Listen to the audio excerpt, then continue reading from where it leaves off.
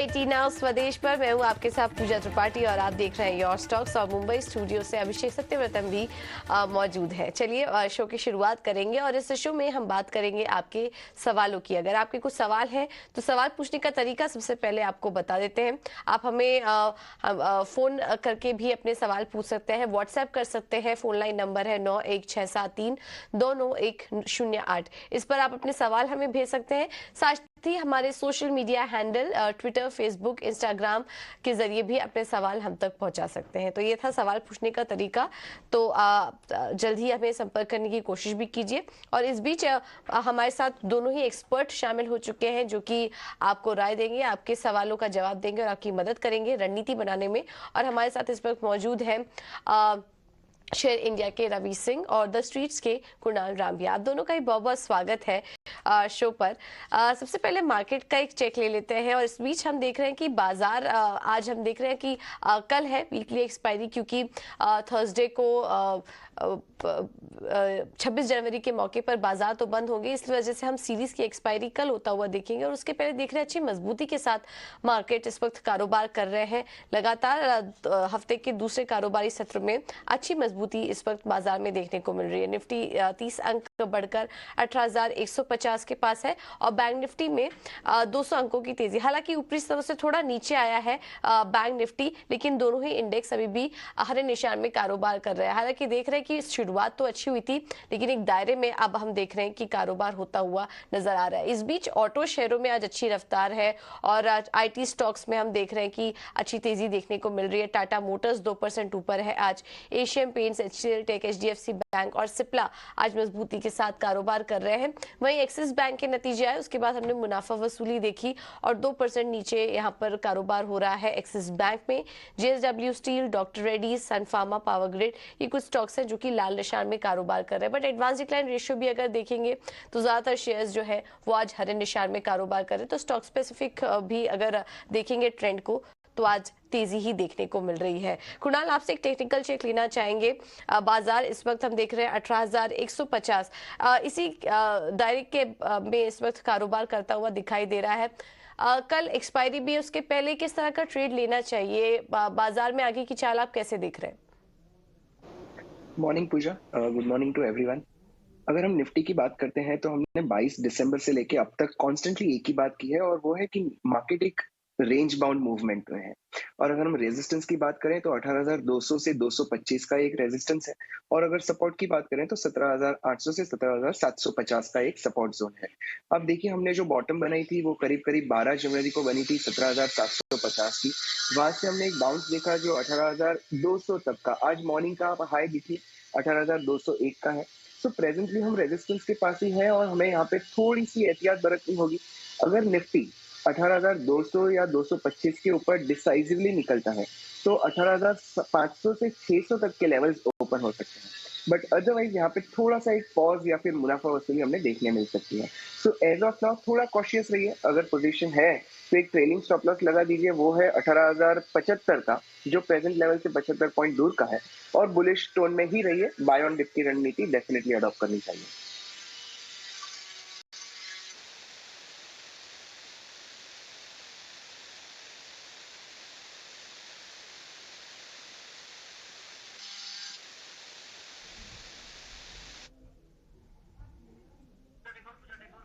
All right, ठीक है। तो ये राय आपको मार्केट में इस वक्त दे दी गई है। आगे भी एक अभी फिलहाल रेंज बाउंड में है और बजट तक वैसे जितने भी एक्सपर्ट हैं उनका मानना है कि बजट तक ऐसे ही रेंज में बाजार कारोबार करता हुआ दिखाई दे रहा है। ऊपरी की तरफ 18,200 ये एक इम्पॉर्टेंट रेजिस्टेंस लेवल नजर आ रहा है और नीचे की तरफ भी ज्यादा कुछ बड़ी गिरावट दिखाई नहीं दे रही है। और ऐसे मौके पर बाय ऑन डिप्स की रणनीति यहाँ पर अपनाने की राय आपको दी जा रही है। चलिए अब आगे बढ़ते हैं और सवाल जवाब का सिलसिला भी शुरू करते हैं। सवाल पूछने का तरीका हमने आपको बताई दिया है और हमारे साथ पहले दर्शक भी मौजूद हैं। गुजरात से कश्यप प्रकाश गुप्ता जी हमारे साथ जुड़ चुके हैं। नमस्कार कश्यप, क्या सवाल है आपका?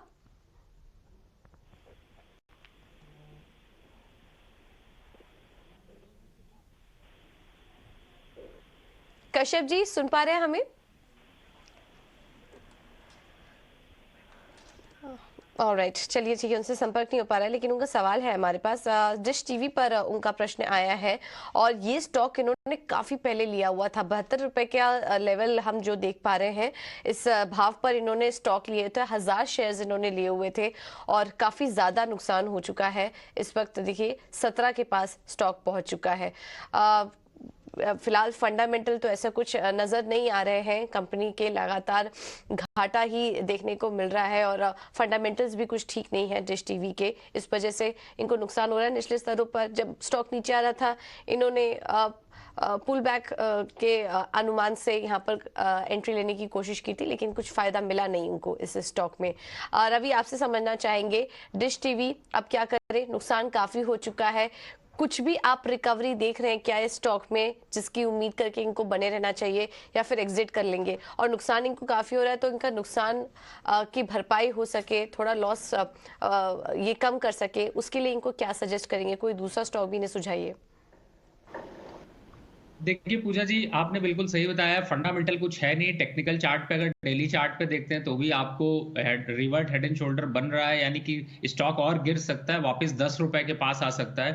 तो पहली कोशिश तो यही करिए कि इमीडिएटली इस स्टॉक से निकल जाइए, क्योंकि ये अभी आपको बड़ी रैली देने में सक्षम नहीं है, और यहाँ पर सेंटिमेंट जो है वो काफी खराब हो रहा है।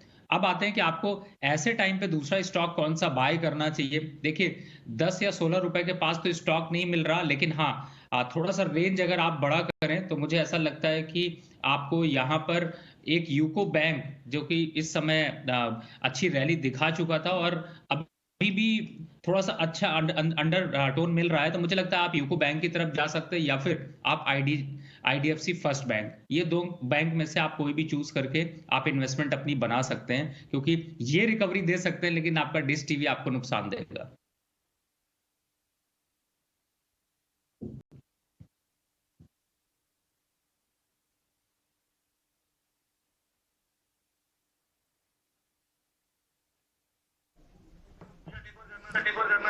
ठीक है, तो ये राय आपको डिश टीवी पर दे दी गई है। फिलहाल एग्जिट करने की राय दी जा रही है, और कुछ बैंकिंग स्टॉक्स आपको सुझाए गए हैं।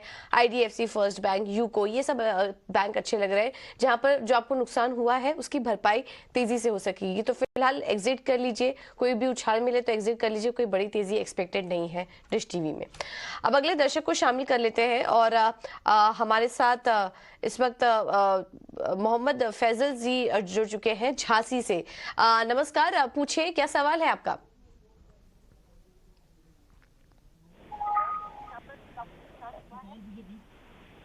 जी सर। मेरे पास सर 40 शेयर हैं कोटक फैजल बैंक के जी, 50 आपसे से 71 पर, और रिक्वेस्ट होगी, धनलक्ष्मी आप बैंक अपना के सवाल 1400 हमें शेयर डायरेक्टली पूछिए, और टीवी का वॉल्यूम बंद कर दीजिए। लेने के लिए मतलब क्या कर सकते हैं?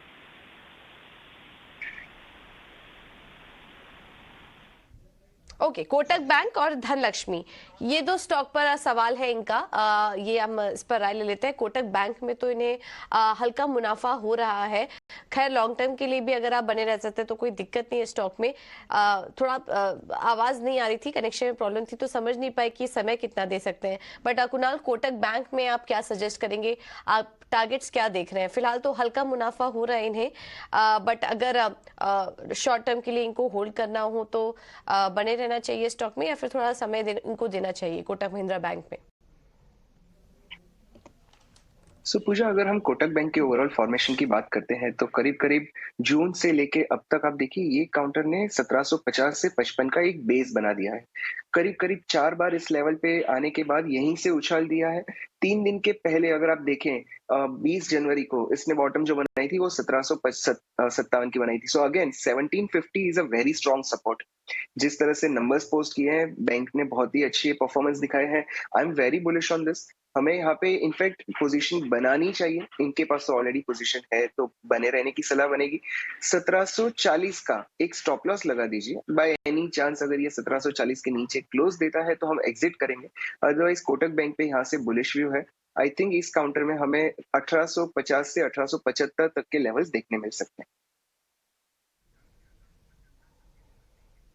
ठीक है, अगर ट्रेडिंग का नजरिया है आपका तो ये लेवल्स आपको सुझा दिए गए हैं। कोटक महिंद्रा बैंक, अभी रिजल्ट्स भी आए, रिजल्ट्स भी काफी अच्छे थे, तो शॉर्ट टर्म लॉन्ग टर्म दोनों के लिहाज से कोई प्रॉब्लम नहीं है, चार्ट्स भी अच्छे लग रहे हैं बैंक के। दूसरा स्टॉक है इनके पास धनलक्ष्मी, 1400 शेयर्स इन्होंने 21 के भाव पर लिया हुआ है और यहाँ इनको नुकसान हो रहा है। थोड़ा ऊपरी लेवल पर इन्होंने यहाँ पर एंट्री लेने की कोशिश की और इनके भाव से लगा स्टॉक अभी नीचे की तरफ ही कारोबार कर रहा है।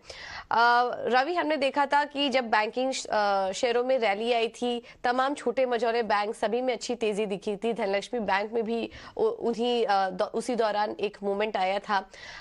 बट अब आगे के लिए क्या करना चाहिए? ये स्टॉक आगे बने रहने के लिए आपको अच्छा लग रहा है या फिर निकल जाना चाहिए?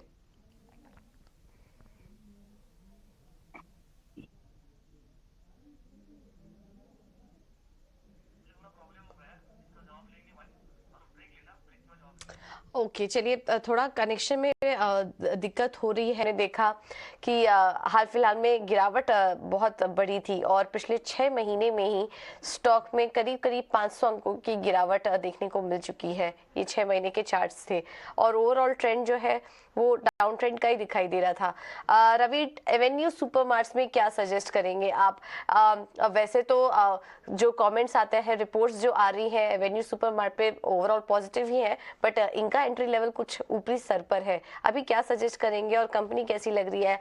क्या आउटलुक आप शेयर करेंगे शेयर प्राइस को लेकर? देखिए, एक तो पहली बात है कि पी बहुत ज़्यादा हाई था, दूसरा 3 महीने में देखें तो 16% नेगेटिव और 1 साल में 12% नेगेटिव, बिकॉज़ थोड़ा सा ओवर वैल्यूड हो गया था। अब आके वापस अंडरटोन जो है वो अंडर वैल्यूड की तरफ बढ़ रहा है। तो मुझे लगता है कि अभी जो रेंज रहेगी वो 3100 से 3800 के बीच में रहेगी। तो बेटर होगा इनको कि थोड़ा सा पुल बैक अभी आ रहा है, वापस 3800 के आसपास तक लेवल दिख सकते हैं और उछाल में एक बार को निकलने की कोशिश करें। 3800 पे अगर आप निकलते हैं तो आपके पास ऑप्शन कई हो जाते हैं कि आप थोड़े ऐसे शेयर खरीद ले जो आपको ज्यादा अच्छा मुनाफा दे सकते हैं। तो मुझे लगता है कि सेल ऑन रैली यहां पर रखें और जब 3800 का लेवल आता है और आपको एग्जिट करना है तो ऑप्शंस आपको मैं बता दूं तो आप इस लेवल के पॉइंट ऑफ व्यू से आप बैंक ऑफ बड़ौदा की तरफ मूव कर जाइए, उसमें ज्यादा अच्छी ग्रोथ देखने को मिलेगी और आप ज्यादा क्वांटिटी के स्टॉक्स बाय कर पाएंगे तो आपका ये लॉस का रिकवरी बहुत तेजी से हो जाएगा। ठीक है, डीमार्ट को लेकर ये रहा, हमने देखा है कि मार्जिन में थोड़ा सा ड्रॉप आया है और एक्सपेंशन को लेकर जो उम्मीदें थी वो शायद कंपनी ने पूरी नहीं की और आपने रिकॉर्ड हाई सी ये शेयर तकरीबन 40% नीचे के भाव पर अब ट्रेड कर रहा है, 3500 रुपए के आसपास। आगे बढ़ेंगे, अगला सवाल हमारे पास आया है अडानी विल्मर को लेकर मोहित का और ये सवाल आया हमें इंस्टाग्राम के जरिए। इनके पास है 500 शेयर 740 रुपए के भाव पर।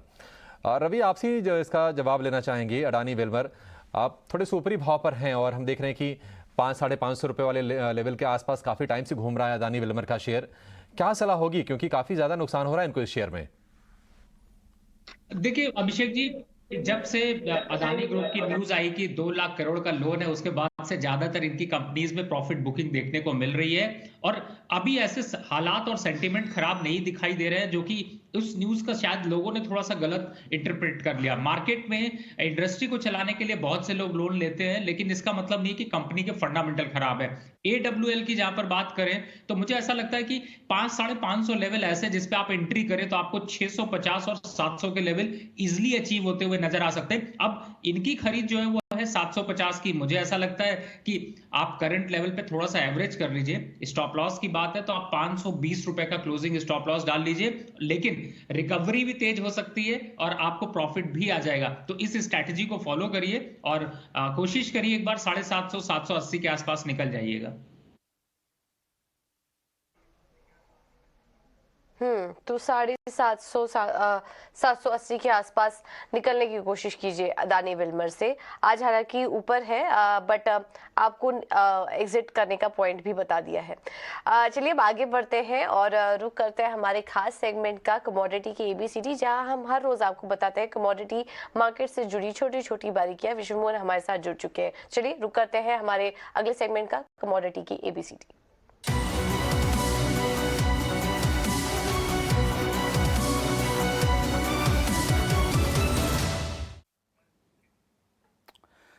कमोडिटी की ABCD में आज हम बात करने वाले गोल्ड बॉन्ड की, कि गोल्ड बॉन्ड होता क्या है। सरकारी स्कीम है सॉवरेन गोल्ड बॉन्ड, जिससे RBI की तरफ से जारी किया जाता है। हर वित्त वर्ष में 12 किस्त इसके जारी किए जाते हैं। इसके बाद आपको सर्टिफिकेट या तो फिजिकल तौर पे जारी कर दिए जाते हैं या फिर डीमैट फॉर्म में भी आप ले सकते हैं। फिर या तो आप इसे इन्वेस्टमेंट के तौर पर इस्तेमाल करें या इसकी ट्रेडिंग करें। अगर वो लिक्विड हो जाता है तो आप अपने डीमैट के जरिए कभी भी खरीद बिक्री कर सकते हैं। अब बात आती है कि यहाँ पे खरीदा कैसे जा सकता है। अगर इसकी किस्त जारी किया गया है तो आप ऑनलाइन बैंकिंग के जरिए खरीदेंगे तो डिजिटल खरीद पर आपको 50 रुपये प्रति ग्राम का डिस्काउंट भी मिलेगा। साथ ही इसके अलावा आप BSE NSE के प्लेटफॉर्म से खरीद सकते हैं, डीमैट अकाउंट के जरिए खरीद सकते हैं।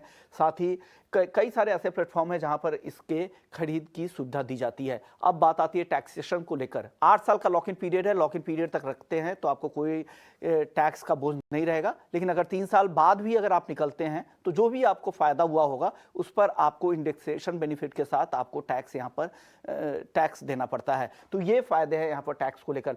लेकिन सबसे अच्छी बात ये है कि ये आपको रख रखाव की यहाँ पर चिंता होती नहीं है। गोल्ड का एकमात्र ऐसा इंस्ट्रूमेंट है जहाँ पर आपको फिक्स ब्याज मिलता है, हर साल 2.5% का ब्याज मिलता है। जो भी आपकी खरीद वैल्यू है, जिस खरीद वैल्यू के आधार पर आपको 6 महीने पे 7.25% का ब्याज मिलता है। तो एक अच्छा इंस्ट्रूमेंट है आपके लिए। गोल्ड में ब्याज के साथ साथ गोल्ड की ऊपर जो भाव ऊपर जाने में कमाई का भी मौका है। तो आपके लिए निवेश का एक बढ़िया विकल्प है अगर गोल्ड में आप निवेश करना चाहते हैं।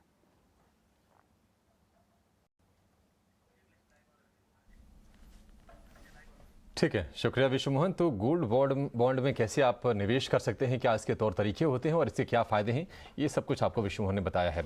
आगे बढ़ेंगे। मैसूर से धनंजय हमारे साथ फोन लाइन पर जुड़ गए हैं। धनंजय जी नमस्कार, पूछिए क्या जानना है आपको। धनंजय, आपको आवाज आ रही है हमारी? हाँ जी, मैं धनंजय मैसूर से बात कर रहा हूँ। जी धनंजय, अपना सवाल पूछिए आप।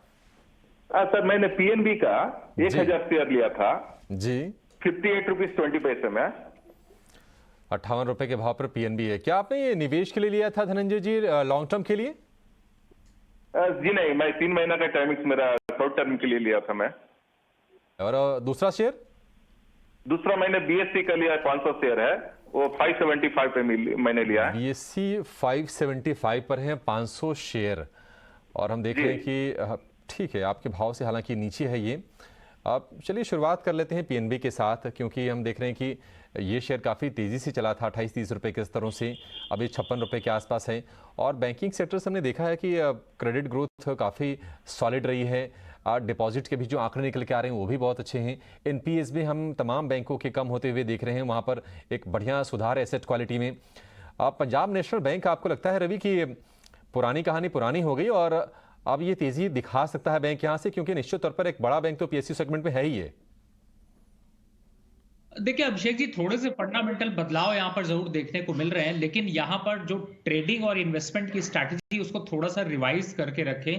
कोशिश करें जब बैंक हाई पे हो, यानी 60 रुपए इसका एक हाई लेवल है जो कि वहां पर आके वापस से आपको प्रॉफिट बुकिंग दिखाई देती है। और मुझे लगता है एंट्री का लेवल देखते हैं तो आपको 48 से 52 रुपए के बीच बनता है। इन्होंने थोड़ा सा ऊपर लिया, लेकिन मैं कहूंगा कि अभी इंतजार किया जा सकता है। पॉजिटिव हैंड पे है, नंबर्स अच्छे हैं, चार्ट पे भी अच्छा लग रहा है, तो एक बार को वापस अपसाइड के लिए देखते हैं तो 65 रुपए तक के लेवल यहां पर अचीव होते हुए नजर आ सकते हैं। लेकिन थोड़ा टाइम लगेगा, आपको समय देना पड़ेगा और समय कम से कम 2 से 3 महीने का यहां पर लग सकता है। लेकिन अभी हाल फिलहाल में आप पोजीशन को होल्ड करके चल सकते हैं। पास है भी, धनंजय के पास 3 महीने हैं और 3 महीने में अगर 65 रुपए जाता है आप, तो वहां पर आपके लिए एग्जिट का एक मौका बन सकता है PNB से। लेकिन कुणाल, आपसे हम BSE पर राय चाहेंगे। 1000 रुपए के आसपास का भाव था, लेकिन लास्ट ईयर हमने इसमें लगातार करेक्शन देखा। 500-550 रुपए के रेंज में हम देखा कि सपोर्ट लेने की कोशिश कर रहा है। क्या आपकी सलाह है, अगर 3 महीने होल्ड करते हैं तो आप क्या लेवल देख रहे हैं इसमें? तो अभिषेक, जैसे आपने बताया 500-550 का जो लेवल है वो बहुत ही स्ट्रॉन्ग सपोर्ट है। अगर हम नवंबर 2021 से लेके अब तक की बात करें तो इस काउंटर ने करीब 5 बार, माफ करिएगा 4 बार 540 से 550 की बॉटम बनाई है और वहीं से रिवर्सल दिखाया है।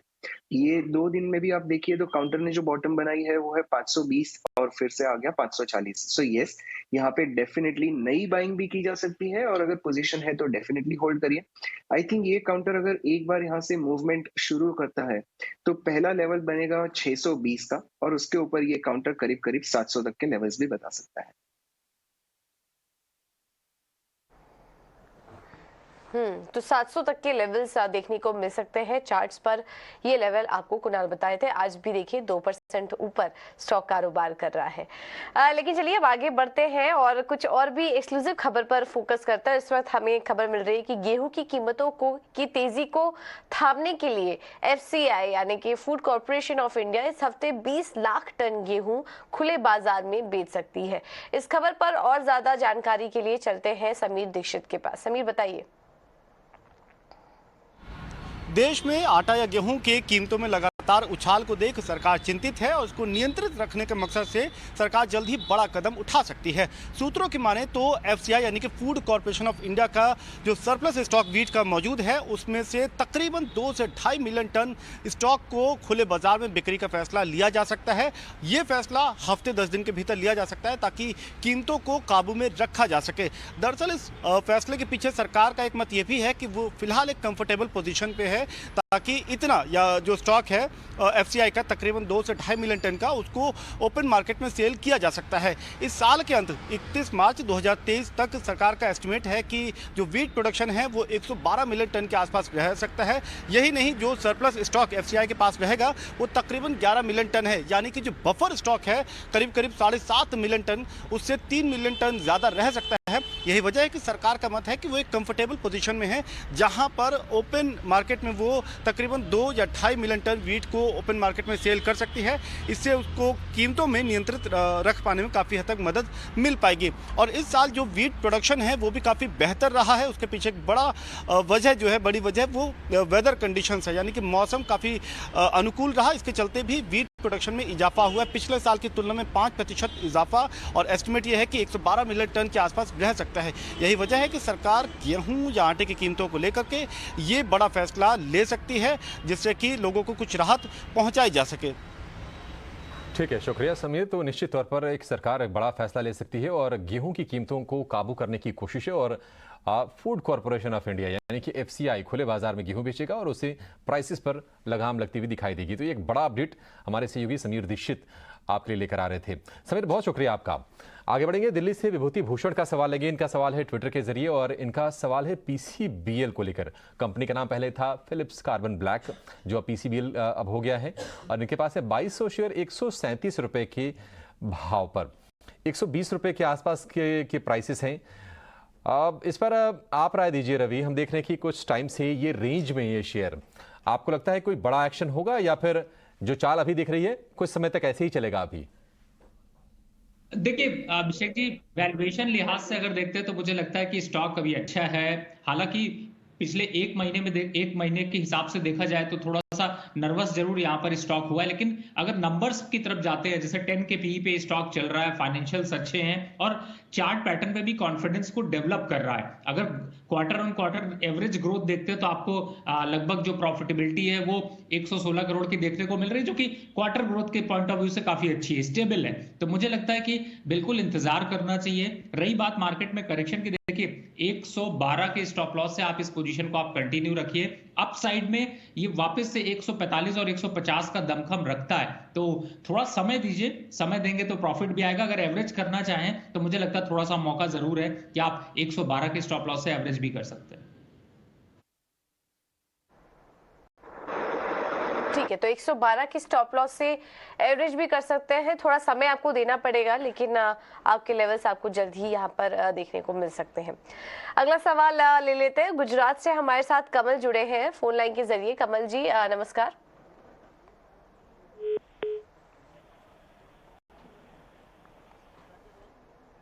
चलिए, इनसे संपर्क नहीं हो पाया, लेकिन इनका सवाल है हमारे पास। अदानी पावर का स्टॉक है 308 पे लिया है 2000 शेयर और इस स्टॉक में भी इनको काफी नुकसान हो चुका है। 300 के ऊपर के खरीद है इनकी और तब से स्टॉक पे हम देख रहे हैं गिरावट है। क्वांटिटी भी काफी ज्यादा ली हुई है इन्होंने, इस वजह से करीब 70,000 के आसपास का नुकसान इन्हें यहाँ झेलना पड़ रहा है। कुणाल, अदानी पावर हम देख रहे हैं पिछले काफी समय से कंपनी घाटे में ही है, इस वजह से लगातार गिरावट भी स्टॉक में देखने को मिल रही है। क्या कुछ रिवाइवल देख रहे हैं आप? समय देना चाहिए? टारगेट्स क्या देख रहे हैं या फिर और गिरावट आपको दिखाई दे रही है चार्ट्स पर? टू बी वेरी ऑनेस्ट पूजा, इस काउंटर में सिर्फ एक छोटा सा ट्रैप बना था, which we call it as bullish trap. वो था 26, 27, 28 के दिसंबर के महीने में, जब ये काउंटर 250 से लेके 305 तक गया था। बहुत सारे लोगों ने इसे बॉटम आउट कंसीडर करके बाइंग भी की थी। बट अगर आप देखिए तो इस काउंटर की रुझान नेगेटिव है अगस्त से लेके अब तक। Clear lower top lower bottom बनाया जा रहा है। So as of now because counter near to support है, होल्ड करने की सलाह बनेगी। अब ये कब तक पोजीशन होल्ड करनी है वो कहना बहुत ही डिफिकल्ट होगा। बट एक स्टॉप लॉस लगा देते हैं इस पोजीशन में, और वो है 265 का। अगर काउंटर 265 के नीचे 1 या 2 दिन क्लोजिंग देता है तो हमें इसमें बहुत ही कॉशियस अप्रोच रखना पड़ेगा।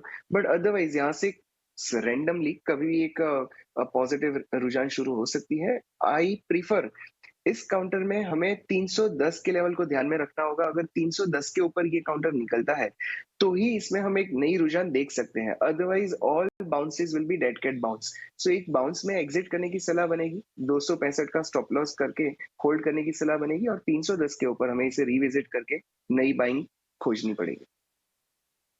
नई बाइंग करने के लिए 310 रुपए के स्तर का इंतजार कीजिए अडानी पावर में।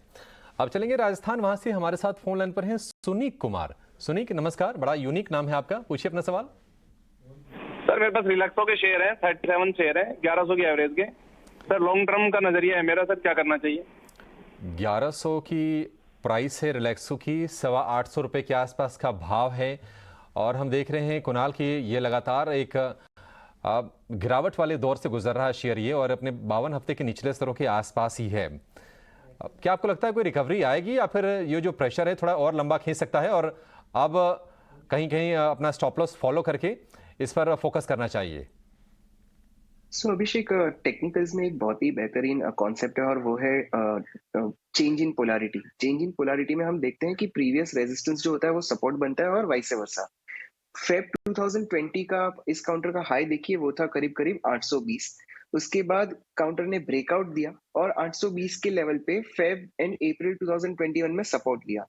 प्रेजेंटली जस्ट यस्टरडे की अगर हम बात करें तो हमने इसकी बॉटम बनते हुए देखी थी, फिर से 812 किया, और आज 820 के लेवल को फिर से रिक्लेम किया है। सो दो ट्रेंड नेगेटिव है, but counter near to support है। सो डेफिनेटली इसमें बने रहने की सलाह बनेगी। एक सिर्फ ध्यान रखना होगा कि यहाँ से एक बाउंस आएगा, डेड कैट बाउंस हो सकता है, शायद 900 लेवल तक होंगे।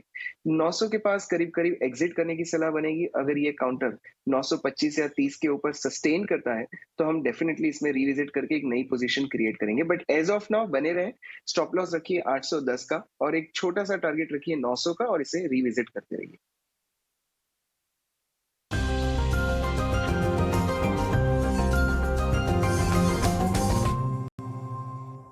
ये कैपिटल एक्सपेंडिचर बजट में वो होता है जो कि सरकार करती है अपनी अर्थव्यवस्था में फिक्स्ड एसेट्स बनाने के लिए, जिनसे कि हमें आने वाले कई साल तक हम फ़ायदा उठाते रहें। मसलन जैसे कि सड़कें बनाना है, हाईवेज बनाना है, रेलवेज़ को ठीक करना है, या फिर अपने डिफेंस सेक्टर में नए नए मशीन लाना है, नए नए प्लांट इक्विपमेंट खड़े करना है। इनको हम कैपिटल एक्सपेंडिचर कहते हैं। कैपिटल क्यों? क्योंकि वो एक पूंजी के निर्माण में काम आती है, इसलिए वो कैपिटल एक्सपेंडिचर कहलाती है।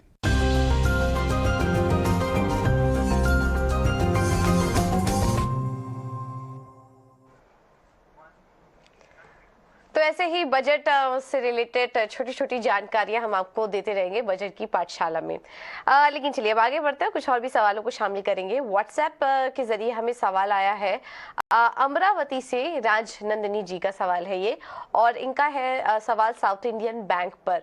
500 शेयर्स इन्होंने 21 रुपए के भाव पर लिया हुआ है, नुकसान हो रहा है इस वक्त। अगर हम देखेंगे तो 18 रुपए के आसपास कारोबार भी कर रहा है साउथ इंडियन बैंक। नतीजे भी हैं आज, एक सेकंड हमें चेक करके बताना पड़ेगा। आज कंपनी अपने नतीजे भी घोषित करने वाली है साउथ इंडियन बैंक, और उसके पहले हम देख रहे हैं हल्की मजबूती के साथ, इनफैक्ट सपाट ही आज कारोबार होता हुआ दिखाई दे रहा है साउथ इंडियन बैंक में। रवि, ये बैंक कैसा लग रहा है आपको मिड कैप बैंकिंग स्पेस में? मुझे याद है दूसरी तिमाही के नतीजे तो काफी अच्छे थे, इम्प्रूवमेंट आई थी। आज भी नंबर्स आने वाले हैं, क्या नंबर्स के लिहाज से आप अच्छी ग्रोथ देख रहे हैं और इन्हें बने रहना चाहिए साउथ इंडियन बैंक में? देखिए पूजा जी, यहाँ पे पहले तो इनके सवाल का जवाब दे देते। देखिए इस समय मुझे ऐसा लगता है कि आपने 18 रुपए पे बाय कर रखा है तो ठीक है, होल्ड कर लीजिए। 22 रुपए के आसपास तक का स्ट्रक्चर बन रहा है, वो आप बेनिफिट उठा सकते हैं। और चूंकि जैसा पूजा जी ने बताया इस समय रिजल्ट का है, देखिए रिजल्ट अगर देखा जाए तो एज पर एक्सपेक्टेड है, बहुत ज्यादा अग्रेसिव नहीं है। मार्जिन्स को थोड़ा सा लेकर के इम्पैक्ट अगर देखते हैं तो वो दिख सकता है। और दूसरा ग्रॉस एनपीए में इनके थोड़ी कमी हुई है, तो इसे, लेकिन वो सारी चीजें जो है वो मुझे लगता है कि पहले ही रैली कर चुका है। ओवरऑल अगर स्टॉक की बात करें तो आप देखिए तो करीब एक साल में जो है वो 111%, 3 महीने में 55% और एक महीने में 18% से ज्यादा स्टॉक चल चुका है। तो अंडर टोन अगर देखते हैं तो वो निकल चुका है। हाँ, अभी आपके लिए कि आप यहाँ पे इंतजार कर लीजिए, 22-23 का लेवल देखने को मिल सकता है, और उन लेवल्स पे आता है तो एक बार रिविजिट करिएगा, नहीं तो वापस ईटी स्वदेश को कॉल करके पूछिएगा कि अगला टारगेट क्या होगा। तो आपके शेयर पर ये रहा। आगे बढ़ेंगे, बिहार से प्रमीड का सवाल लेंगे जो कि आया है फेसबुक के जरिए, और इनके पास है कैनफिन होम्स के 500 शेयर 550 रुपए 98 पैसे के भाव पर। नतीजे कुछ दिन पहले आए थे और मुनाफे हमने देखा था कि 30% के आसपास की ग्रोथ है। हालांकि शेयर करीब 4-6 महीने से एक रेंज में ही ट्रेड कर रहा है। इस पर क्या व्यू होगा आपका कुणाल? कैनफिन होम्स मौजूदा स्तर से क्या आपको किसी अच्छे खासे अपसाइड की उम्मीद है क्या? क्योंकि देख रहे हैं कि जिस भाव पर इनकी खरीद है उसी के आसपास शेयर इस वक्त है। सो अभिषेक, जिस तरह आपने बताया एक साइडवेज कंसोलिडेशन इस काउंटर में दिख रहा है, ये काफी वॉलेटाइल काउंटर है, बहुत ही इसमें सावधानी पूर्वक काम करना होगा। इसका जो ब्रेकआउट है प्रेजेंटली वो है 565 टू 570 जोन का। प्रेजेंटली ये काउंटर चल रहा है 555 पे, तो as of now it's a no trading zone. अगर ये काउंटर 570 के ऊपर निकलता है तो इसमें डेफिनेटली बाइंग की जा सकती है। 625 से 630 तक के लक्ष्य आ सकते हैं। अब हमारे व्यूअर्स के पास ऑलरेडी पोजीशन बनी हुई है, तो एक स्टॉप लॉस इसमें सजेस्ट करेंगे वो है 530 का। अगर ये काउंटर 530 के नीचे अगर जाता है तो हमें थोड़ी सी एहतियात बरतनी होगी, बट अदरवाइज बने रहें और 570 के ब्रेकआउट का वेट करें। उसके ऊपर आई थिंक 620 तक के लक्ष्य इस काउंटर में आ सकते हैं। ठीक है, राइट। तो ये स्टॉप लॉस आपको सुझा दिया गया है, कैनफिन होम्स में स्टॉप लॉस के साथ बने रहने की राय आपको दी जा रही है। अगले दर्शक हमारे साथ बेंगलुरु से जुड़े हैं अनिल। नमस्कार अनिल जी, क्या सवाल है आपका? Madam thank you. मेरे पास टाइटन के शेयर हैं 13 शेयर। मेरे पास एवरेज प्राइस है उनका 2650। टाइटन है और पतंजलि फूड। ओके, शेयर क्या कितना बताया आपने? कितने शेयर्स लिए आपने? 13 शेयर्स। 13 शेयर टाइटन के 2650। और ठीक है, और कोई सवाल है आपका?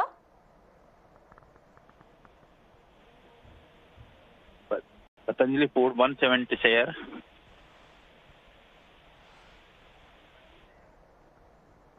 ओके, ठीक है। पतंजलि फूड्स के स्टॉक्स हैं इनके पास 170 शेयर्स हैं और 1320 के आसपास की इनकी खरीद है, जो कि सवाल हमें इनका मिला है, हम जो देख पा रहे हैं। अनिल जी, क्या आप सुन पा रहे हैं हमें? दोनों ही स्टॉक पे कितने समय के लिए आप रुक सकते हैं? पतंजलि फूड पे तो कुछ टाइम दे सकता हूँ। टाइटन पे काफी टाइम हो गया है लॉस होते हुए। क्या मुझे निकलना चाहिए या एवरेज करना चाहिए? रुक सकता हूँ अगर एवरेज करना चाहिए क्या? बिल्कुल, जैसा कि हम देख पा रहे हैं स्टॉक में आपने 2700 के आसपास ये आपने एवरेज प्राइस बताई और 2790 इसका 52 वीक हाई है, तो थोड़ा हायर लेवल्स पर आपने ले लिया है और वो लेवल्स हम देख रहे हैं काफ़ी समय से वहाँ से गिरावट ही देखने को मिल रही है। रवि, टाइटन पर आपका सुझाव क्या होगा? ये एवरेज भी करना चाह रहे हैं या फिर कुछ भी अगर आसार दिख रहा है तो होल्ड करने को भी तैयार है, बट ऑलरेडी काफ़ी समय दे चुके हैं स्टॉक में, अभी क्या करना चाहिए इन्हें टाइटन में? पूजा जी, अगर मुझे परमिशन दे तो मैं दोनों स्टॉक को बता देता हूं, उनके लिए ज्यादा अच्छी स्ट्रैटेजी होगी।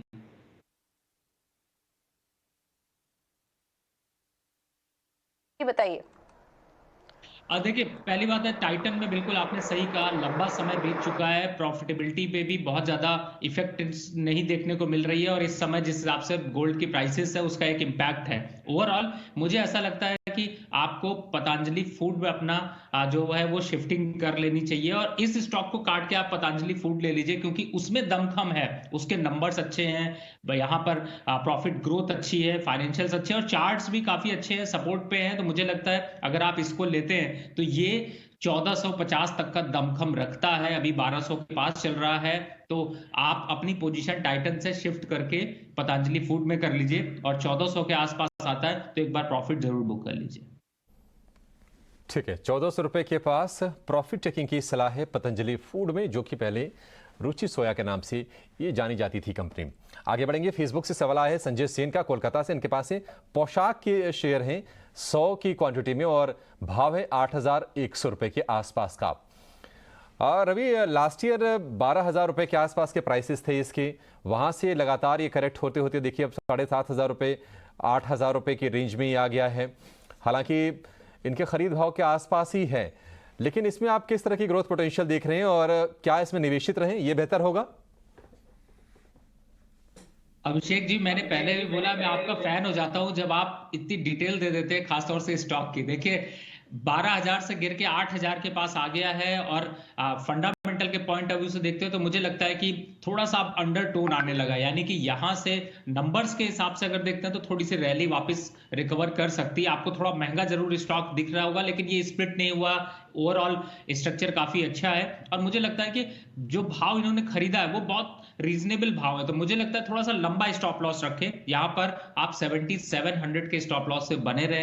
अपसाइड के टारगेट की बात करें, थोड़ा सा अगर 2 से 3 महीने का लक्ष्य देखते हैं तो मुझे लगता है कि 8300 और थोड़ा सा और लंबा अगर 8 महीने के भाव देखते हैं तो मुझे लगता है कि 8800 और 9000 के भाव वापस देखते हुए नजर आ सकते हैं। तो स्टॉक अच्छा है, फंडामेंटल अच्छे हैं, सपोर्ट पे है, मुझे लगता है जरूर यहां पर आपको रखना चाहिए।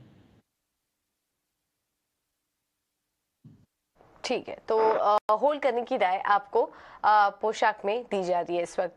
अगला सवाल ले लेते हैं और ये हमें जमशेदपुर से भेजा है व्हाट्सएप के जरिए प्रदीप कुमार जी ने।